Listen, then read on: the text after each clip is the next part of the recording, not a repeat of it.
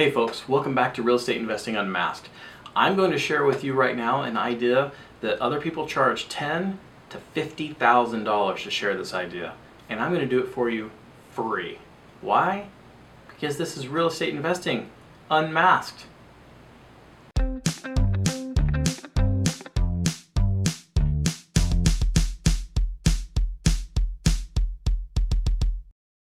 Alright folks, so this information is really cool, but let me share it. This can be a little complicated, but I can get it all done in like 10 minutes. So just stick with me and you're going to find out something pretty amazing.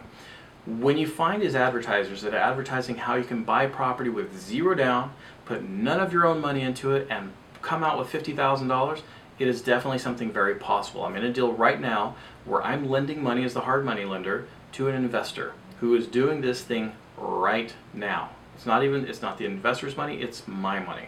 And this is how it works.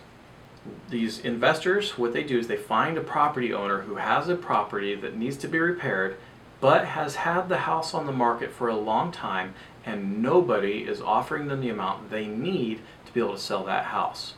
So I'll give you an example. There's this family that has a house, they're trying to sell it for $325,000. In its current state, it's probably worth about $300,000, but they have to sell it at $325,000. So it stays on the market for 6 months, maybe 7 months, and this is what happens. The investor finds this property. They go to the property owner and say, I will give you the $325,000 that you want, but on a couple conditions. One, you're going to borrow money from a hard money lender, right? You're going to borrow money from a hard money lender, about $25,000. Then, when we fix up the property, you're going to have to go through my realtor to sell the property, and anything above the $325,000 that you want for that property that I'm willing to pay you for, plus the hard money loan of the $25,000, anything above that, that's my profit. And I will sell the house faster than you can do it right now. So this is the approach, essentially, that the investor does with the person who's trying to sell their house at the dollar amount that cannot be sustained by the value of the home. So essentially they sign a lease agreement, or not a lease agreement, they sign a sales agreement, and the investor, when they find this home, they say, you know what, I've had this house up for sale for so many months, there's nothing else I can do. The investor comes to me as a hard money lender and they say, hey, I've got this property, it's worth this much, it has this much owing on it, and if I put this much in it, it'll be worth this much, right? So they do an analysis, they give me all the information in the background. I say, okay, fine, I'll give you 25 grand, but I want 12% interest, or I want 20% interest. The one I'm doing right now is 20% interest. So the homeowner does the borrowing in their name. They don't get the money, they don't give the money to the contractor to fix everything up front. No. The investor brings the contractors with them, the contractors perform the work, and they don't get paid until the job is done. When the job is done and they're being supervised by this investor, when it's completed, then they automatically have a listing agreement signed by the homeowner before they start anything. That's part of the list of papers they have to sign. So they sign a listing agreement. As soon as the property is fixed, it's listed on the market and sold. So in this example where they want $325,000, the investor says, I'll give you $325,000, but you have to borrow the money, we got to fix it up, and then we're going to sell it. They sell it to the investor at $325,000 in a contract. They put $25,000 they borrow from the hard money lender into fixing up the property. So they're into it $350,000 now, and then they sell it at $400,000 with the increased value because of the fixing up. So then the investor squeezes out $50,000 minus closing costs. The contractor gets their $25,000. The hard money lender gets their $25,000 plus the 20%, so another $5 grand. And then the homeowner who's trying to sell it at $325,000 gets their $325,000. All in all, it is a win-win-win-win situation.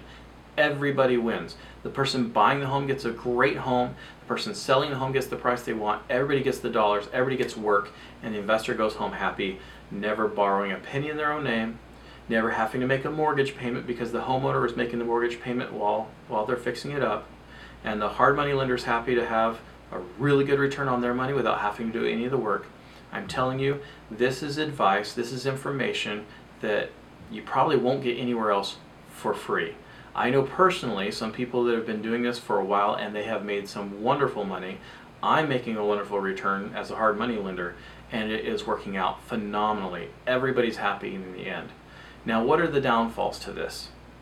The downfalls for the homeowner is they're borrowing money to fix this up.